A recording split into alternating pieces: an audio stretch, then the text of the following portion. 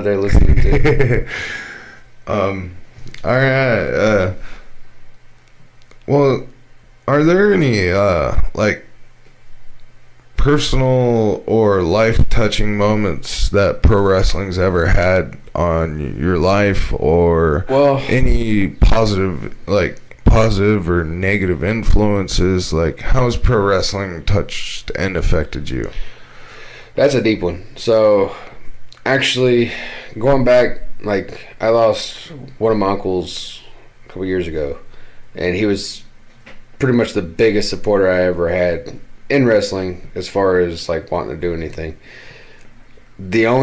I can still actually go back on the WWE Network and see my uncle because of that. Like, he's on an episode of Thunder, just sitting there, and I can go back and actually make eye contact with him on an episode and still, like, feel like he's watching me do what I do now. Like, that's awesome. Yeah, like, it's one of those things that I can actually connect with. And also, my aunt passed away not even 2 weeks ago.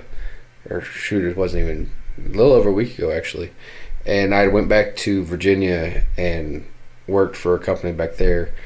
And she was the only one of my stepdad's family to make the trip down with my mom, sat ringside, and supported me in my first match back in Virginia. And then she passed away this last week. And, like, it's hit home, but at the same time, it's like, I thank her for actually supporting what I did, because we all need that support system. It doesn't matter what line of work you're in. Being supported is being supported.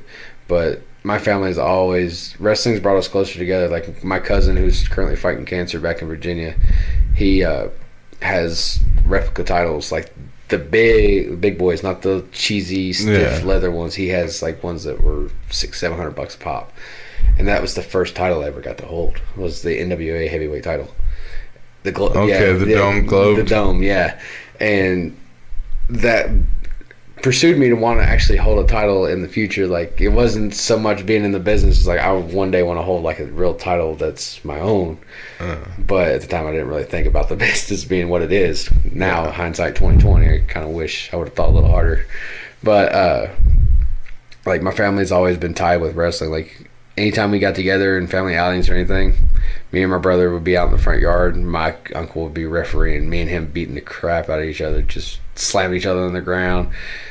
Then it would always end with me getting in trouble because I had done choked my brother to where he turned blue, and they're like, "Don't hurt him, Greg. Don't hurt him, Greg." And it's like, oops. Like, I thought this was real. Like, I'm supposed to choke him until he can't move. Like, but it was always that thing. Like, we always came back to as pro wrestling. Like, did you watch this week's episode of Nitro or Thunder? Do you have new figures that you want to show us? You know, all this stuff. Like, every year for Christmas, that's all we ever got. So it was a family bond. Yeah, it was the glue that held us together. Like, so many of our families have passed on now. It's like we've lost some of the connection, but at the same time, they all message me, like, regularly now, and, like, we can't believe that we're actually getting to see you do it. Like, it used to be, are we going to watch wrestling this week? Now it's, when can we watch you wrestle? Like, it's one of those weird things. I mean, now I'm not really wrestling as much as I am refereeing, but at the same time, it's the same thing. They're watching me now instead of us sitting on a couch watching it together, and we're still bonding over the fact that wrestling's still in our lives and it's holding us together. So some people have church, we have wrestling.